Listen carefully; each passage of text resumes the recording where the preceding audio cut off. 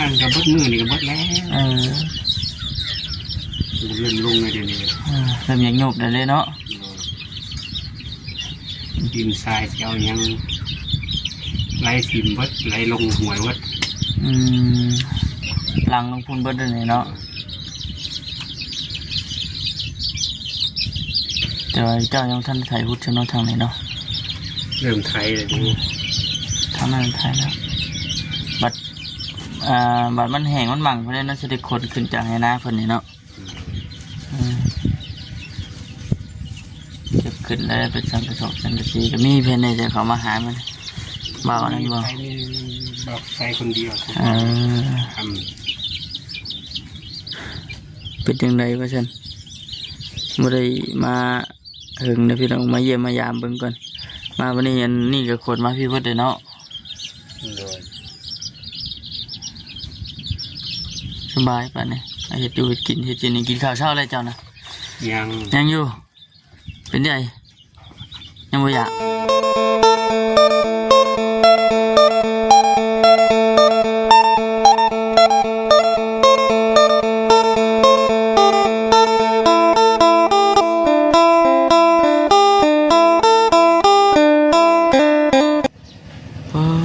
ทุบผลึกแท้อันนี้พี่น้องเลยเนาะพูดดิฟ้าลงฝนตกพี่น้องเลย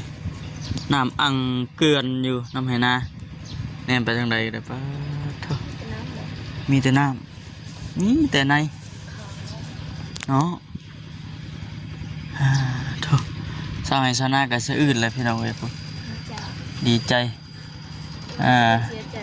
ไทยฮุดทุนสนั่นอยู่ลุยพี่น้องวันนี้ลุยตุ่มมาหาลุงอาจเพิ่นไปขี้ตุ่มบัดนี่เนาะโอ้สาวเราน่ะน้ำท่วมบัดเลยพี่น้องน่ะน้ำท่วมสาวเราเอาพี่น้องเนาะก่อนอื่นกะทักทายสบายดีเด้อพี่น้องเด้อเนาะทักทายสบายดีFCกันบ่สุขุสุขคนพี่น้องเลยพบเจอกันคือเก่าอีกแล้วมื้อนี้ก็ได้มาทำกันกับสอินพอดีว่าเมื่อนี้นะสิพากันออกไปสบายดีเด้อเนาะว่าสิพากันออกไปซื้อเครื่องมาเติมใส่ห้านไปได้ห้านในนี่ขายดีบ่อยซีมันทำนะขายเนาะแม่เรื่อยๆเนาะไปถึงกันไม่ได้ไปเรื่อยๆไปเรื่อยๆก็พอได้ขายอยู่ขายไปเรื่อยๆคือรถขายโอ่งเลยนะไปเรื่อยๆดิไปไว้ไม่ได้เดี๋ยวไข่โอ่งมันสิแตกจุดถ้ามัน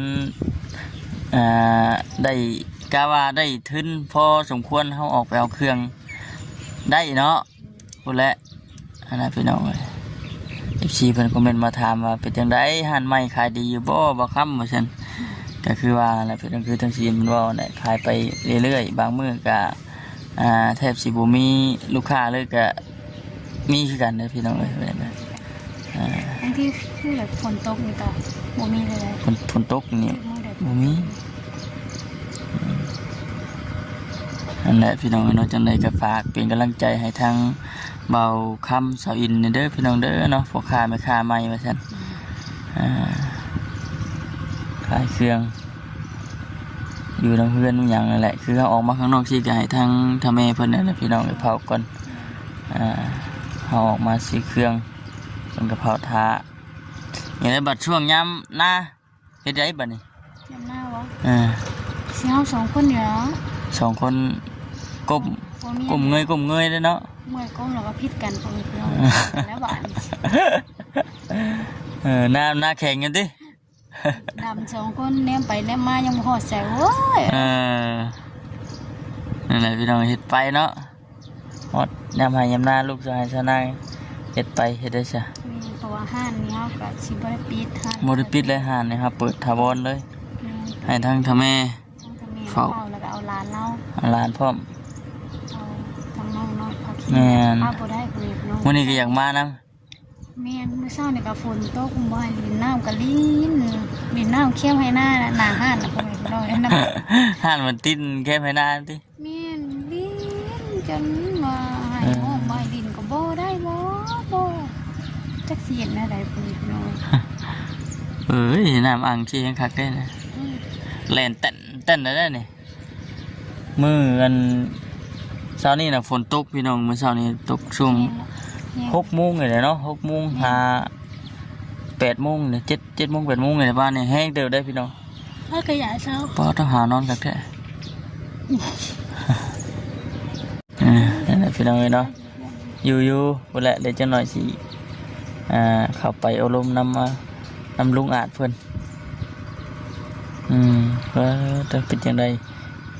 โอ้จากที่แนมเข้าไปเบิ่งนี่เรามั่างมาพี่เบิดแล้วพี่น้องเอ้ยน้องบัดนี้ตะกี้จะพุ่นใส่นะ กระตับบ่ กระต๊อบมันนะกี่จะพุ่นแต่ว่าเรามั่างมาพี่เบิดแล้วบัดนี้ฝนตกฝนดินก็สิบ่ขี้งอปานใดคือตะกี้โอ้ยเราว่าซั่น แล้วเสียเดือนบ่สังสาร อันนี้ที่เพิ่นว่าสิเฮ็ดเฮือนแต่ว่ารุ่นไปว่าสิเป็นจังไดยังบ่มีงบบ่เดี๋ยวจังได๋จำหันก็อยู่ได้อยู่ซั่นก็ได้แล้วขึ้นอยู่กับทางผู้หลักผู้ใหญ่เพิ่นสิเฮ็ดให้หรือว่าจังได๋แหละพอดีว่ามื้อนี้ก็ชื่ออันนี้แหละพี่น้องมาตอนละปะเตเจ้ายังทานนี่บ่ไม่กระชันวัดบ่ได้เอามาพี่น้องเนาะหนุดชันยึกอยู่โอ้โธ่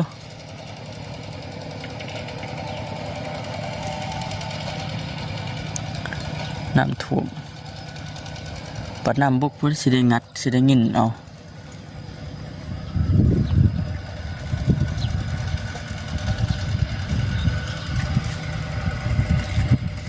ฝนตกผ้าลิ้น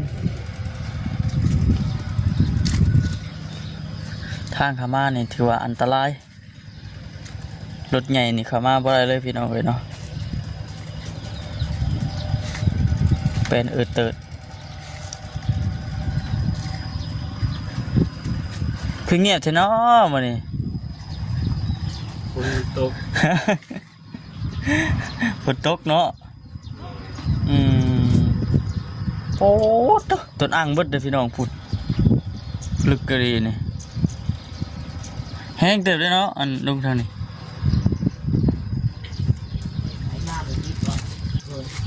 กินข้าวกับหยังเอาคุณแน่นแซ่บแท้สบายดีเด้อป้าเด้อ สบายดี น้ำไม้ กินข้าวกับต้มหอย แมนน้ำไม้ต้ม กินข้าวเช้าป่ะ หิวแห้งกินปลาน้องซะสบายดี สบายดีเนาะ ตื่นเช้าว่าน้ำมันเต็มเบิดเลยก็ลงไปขวัดอันแถวน่ะ โอ้น้ำอ่างนะเท่านี้เนาะ ถ้ากันอันนั้นแล้วก็ถ้ากันหนึ่งเข่าแล้วก็นิ้วเขาแห้งกินก่อนนอกนะ เนาะเฮ็ดเวียกเมื่อยเนาะเอากินฉันเด้อกินข้าวเช้าช่วยเติบได้พี่น้องเลยนี่ก็ได้พอจะกัน10 โมงโอ้มาหาเด็กนี่ก็นอนเผาอันบันไดได้เนาะ ขึ้นมา บ่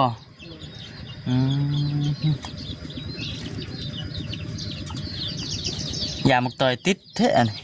เดี๋ยวบอกต่อย ยามักต่อย เดี๋ยวบอกต่อยธรรมศาสตร์ ยามักต่อยธรรมชาติแล้วสบายดีเด้อสบายดี ที่ต้องบอกคำ เอามาตอน ทานสบายดี มีอย่างนั้น สำหรับของฝากของต้อน สิมาตอนแล้วก่อนมาสันพี่น้องเนาะเพิ่งนะบ่ได้นั่นเข้ามาที่ว่าสิเข้ามาหาบ่ได้ได้มื้อนี้ในเบิ่งทางนี่คือว่า อันตราย อันตรายแท้ว่าซั่นพลาตื่นเขาเจ้า ภรรยามันนำบอก แม่นพอดีว่าสิออกไปซื้อเครื่องจากข้างนอกเด้ซื้อเครื่องมาเติมที่ห้านก่อน หางานหาเรียกไม่เขาเฮ็ดอีกแล้ว เอาเรียกให้มาทำเฮ็ดอีกเด้อให้เผาก็เด้อว่าซั่นอีกจักหน่อยจะเป็นสิกลับแล้วว่าซั่นบอกเพิ่นอยู่ซื้อเครื่องเมื่อเติมใส่ห้านมันแปลนแล้วก็ซื้อมาเติมใส่โอ้คือสิแห้งเติบอยู่เบิ่งน้ำ ฝนทำบ่ ก็ว่าสุดๆอยู่ได้ บ่ แรงวาน ตกตัวแรงว่านนี่บ่นี่ ต้องเป็นแรงวาน อ้าวบ่ได้มื้อเช้านี่บ่ เมื่อเช้านี่ก็ตก เออ เมื่อคืนนี่ก็ตกหนักอยู่เลยตกเองแต่ก็หึงพร้อมเมื่อเช้านี่ใส่ลงมาอีก มันจะตั้งที่เนาะท่วมเบดนั่นแหละ อันกับเบิดมือนี่กับเบิดแล้วเลื่อนลงเลยเดี๋ยวนี้ เริ่มยังโยบได้เลยเนาะ ดินทรายเจ้ายังไหลทิมเบิดไหลลงหวยเบิด หลังลงพุ่นเบดเลยเนาะแต่ว่าเจ้ายังท่านไทยพุทธชนทางไหนเนาะ เริ่มไทยเลยดู ทางนั้นไทยแล้วบัดมันแห้งมันหมั่งเพราะฉะนั้นจะได้คนขึ้นจากให้หน้าเพิ่นนี่เนาะเก็บขึ้นได้เป็นสังกระสอบสังกะสีก็มีเพื่อนในใจเขามาหามันเบานั่นบ่ ไทยนี่บอกใส่คนเดียวท เป็นยังไงวะฉันบ่ได้มาถึงนะพี่น้องมาเยี่ยมมายามเบิ่งก่อนมาวันนี้อันนี่ก็คนมาพี่เพิ่นได้เนาะ ำเลย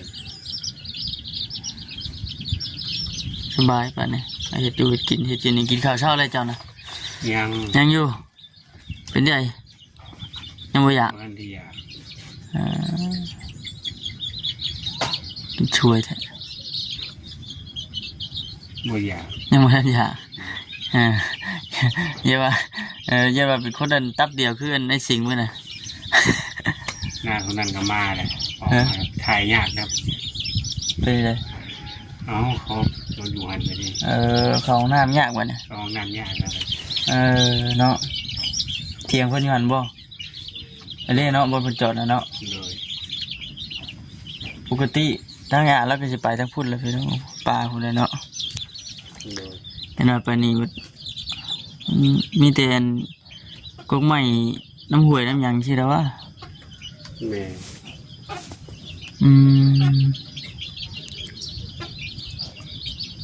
เฮ็ดจังไดบัดนี่เบิ่งนี่ได้ติ ก็ร้อยไว้หนึ่ง จำเป็นนี่เด้อเนาะจำเป็นแล้วก็ใส่ลอยไปแน่แหละทำงานด้านน้ำมึนนอนนะ เฮายังบ่มีเนาะจำเป็นแน่ก็แม่นพี่น้องเลยเนาะเมื่อนั้นก็เห็นทั้งนั้นสบุญแล้วเขามาเรื่องเพื่อนครัวบ่ สมทบนะบ่ แม่น เลยเพิ่นมาแจ้งข่าวว่ามียอดเงินสมทบเข้ามา พวกเห็นข่าวๆนะพี่น้องเลยเนาะ เลย เอาหัวฉันเขียนมาว่าง่ายก็เขามาทางใดก็สมทบกันนะเนาะ เลย คนละเล็กคนละน้อยสมทบกัน สมมติว่าเกาะในชีวิตทางไหนใช่หน้านี่ได้บ่ เลย บ่ เตรียมคนว่าเฮ็ดทางนี้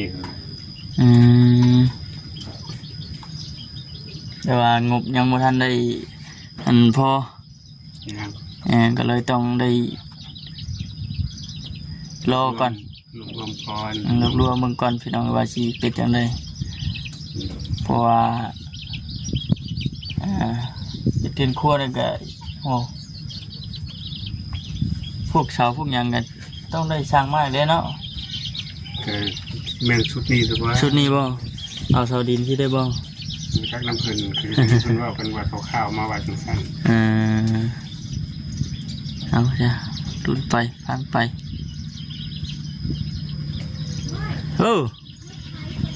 รถไถมาแล้วโอ้ยเนาะไปง่ายรถไถก็ได้เถอะ แม่นจักใช่มา ไปง่ายรถไถดิห่วยวิดบ่จับกล้องอันนะวิดอยู่จ้ะ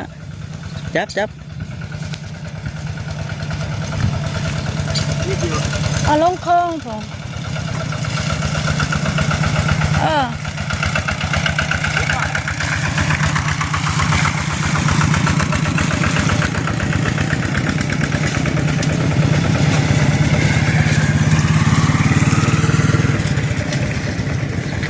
ยักษ์ไถมาผมคิดว่าจะปวดท้องเลยเนาะพยายามต่อยพี่น้องมาเพื่อนลูกหลานทุกคน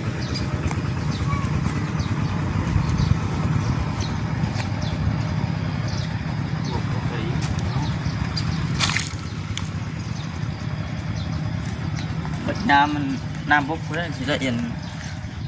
เชื่อเอาบ่ ขุดเอาแล้ว ขุดดินบล็อกนี่ มั ขุ น ด จุ เช่าขุดอย่างนี้แล้วนี่มันถ่วมแห้งเลยเด้กี่ตมเลยนะเนาะอ้าย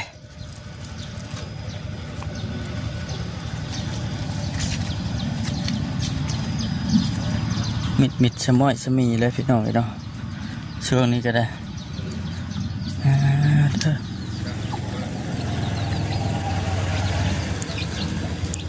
โอ้มันข้างหมอไปชั้งเดียวนี่ไอ้หมอต้นไม้ป่ะ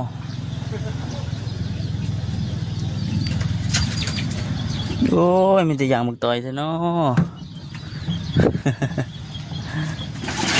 เปลี่ยนอะไรอย่างมามัน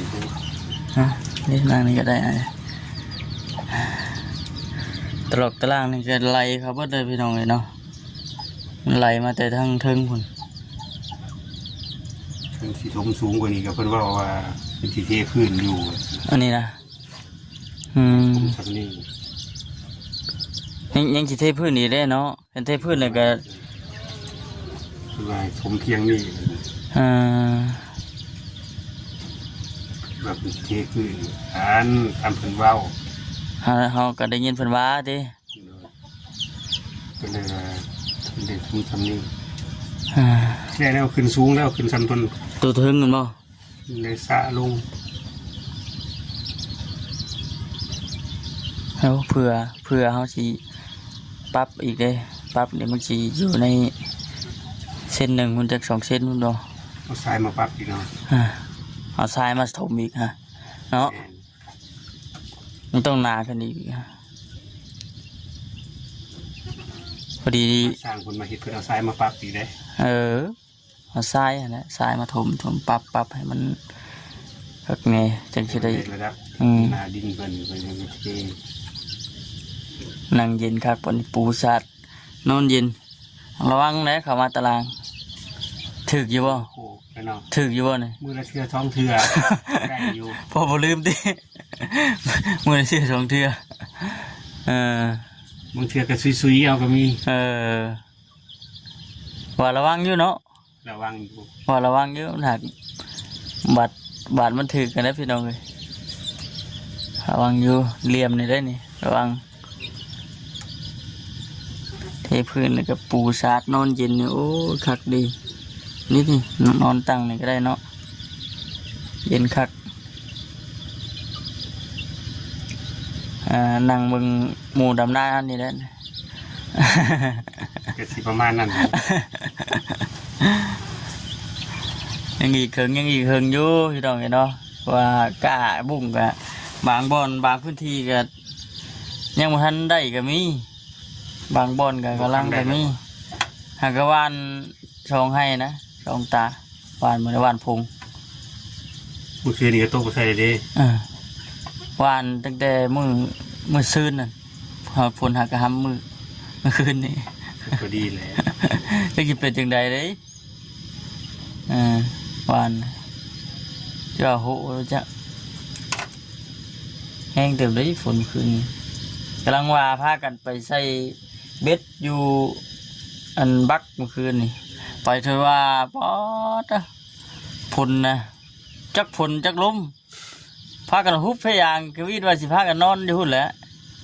ไปใส่เบ็ดยามเบ็ดเทียเดียวใช่ไหม ใส่เป็ดเปล่า ใส่เบ็ดปลาอยู่ห้วยบักพุ่นเลยจักบ่ห้วยบักไปทางซุยพุ่นเลยอยู่เขตพุ่นแหละทางใต้พุ่น ได้บ่ปลา โอ้ยได้ปลาหาตัวนะยามเบ็ดทีเดียวได้แต่ว่าบัดขึ้นมาว่าสิพากันนั่งทายสิลงไปยามว่าซั่นช่วยว่าเบิ้นมาฮุบหยังกันจนบ่ทันทิ่มเบิดเบ็ดกับปลาพุ่นเลย พวกเบ็ดใส่เบ็ดเพียกเด้ ยังพันไปกู้อยู่ บ่ปลาพุ่นเลยเอาว่าซั่นยามัน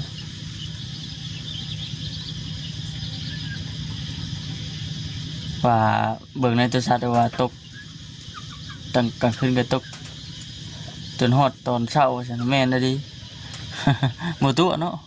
คนนั้นตัวสับ บ่ทั่วเลย เออ เพิ่นมีเครื่องยามเครื่อง แน่นอนเลยได้ แน่นอนกันพิเพียงกันหน่อยหนึง เป็นว่าผิดเพี้ยนกันหน่อยนึงแต่ว่าเกินเรื่องตกนี่ภายในเมื่อนั้นโดนนะซาตามที่ผ่านมาเบิ่งเตะเถื่อนี่ต้องอยู่ที่เลยเป็นนี่เลยไอ้มื่อนี้ก็มาเยี่ยมมายาม โดย เพิ่งบ่ได้เข้ามามือก่อนเลยมือวานนี่เลยทีมงานอ่านเข้ามาบ่ อยู่วันเขาบ่ยาวบ่ยังก็เขา อ๋อเอาแสดงว่าเพิ่นมา บ่ยังก็มา เพิ่นมาแต่เหนือได้อเนาะ มาแล้ว อืม บ่ตุนก็มาบ่ยาวก็มาเมื่อวาน อืม สาวบุญก็มาเบาคำไพก็มาบ่จิตบันโคกก็มา อืม คือเขาบ่นิ้วเขาเอาใส่ เมื่อวานนี้ฝนไม่ตกไปนี่เนาะ โดย มันทางมั่งทางยานยกเกียร์อยู่เด้ ตั้งแหงอยู่เมื่อวานเพิ่นก็เลยเข้ามาหลายคน มื้อนี้นะโอ้อยากยากอยู่มื้อนี้ทางเขาว่าซาที่ว่าเจ้าของเอาวามกินนี่ซะดอกอ๋อพลาดเตือนแค่รู้จักก็ได้พี่น้องเอ้ยน้ำหันกันไหลเพราะมันจังว่าอันน้ำหันจังว่าจะขาดเนาะเบิ่งหน้าน้ำหันแห้งเยอะลายเจ้าน้ำหองนั่นยัง มองน้ำรวบบ่ อืม น้ำตรงไหนตรงหน้าก็ไหลลงหัน บ่เนาะกลางคืนนี่ซ้ำสินอนฟังกันเสียงก๊อกห้องแล้วนี่น้ำอ่างจะ แม่ อบเอฟอยู่นี่แล้วเนี่ย ห้องอยู่ให้ละลาย เออ ให้เราหนักสั่ง โอ้ มันไปก้อนอยู่บนเบิดกบนะ มันมีบ่อเนาะ มันเทียมลงน้ำสระ ยามแรงเนี่ยก็เจ้าใช่อยู่หรือว่ามันเป็นช่างเก่าบ่ เป็นสางเก่าที่ เออ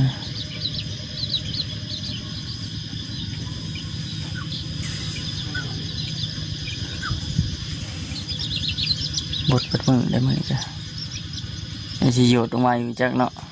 จะว่าอยู่เลยได้ขวบเป็น ฮอดขวบเพิ่นให้โยดออกมาอีกแล้ว เลย ไปยังกินกินยาอยู่บ่เบิดได้บ่ กินอยู่ อืม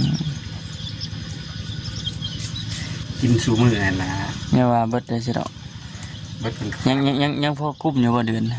เป็นฝากมาอีกเลยเด้ยังไม่ได้2-3 เดือน โอ้เพิ่นฝากมาอีก เป็นฝากมาอีกแล้ว แต่วันในหอด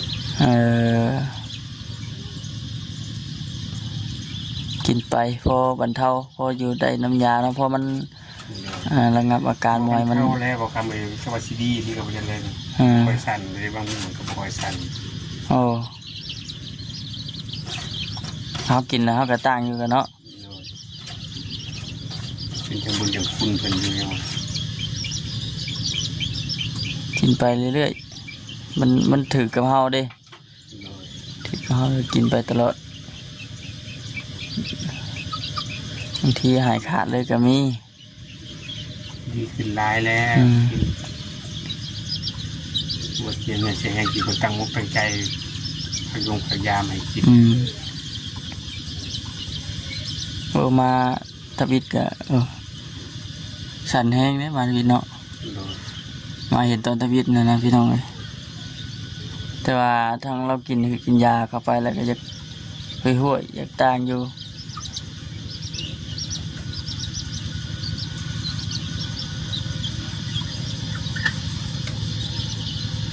น้องพี่น้องเนาะมีแต่ว่าสิทุกคลิปก่อนบัดทีนี้ที่พากันไปซื้อเครื่องซื้อของบัดทีนี้คนละเมื่อหนาเมื่อไหร่เด้อเชื่อมาหาใหม่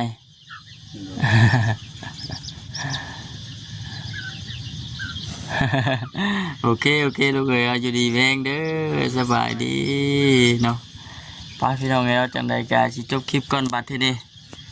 โอเคพี่น้องเอ๋ยสบายดี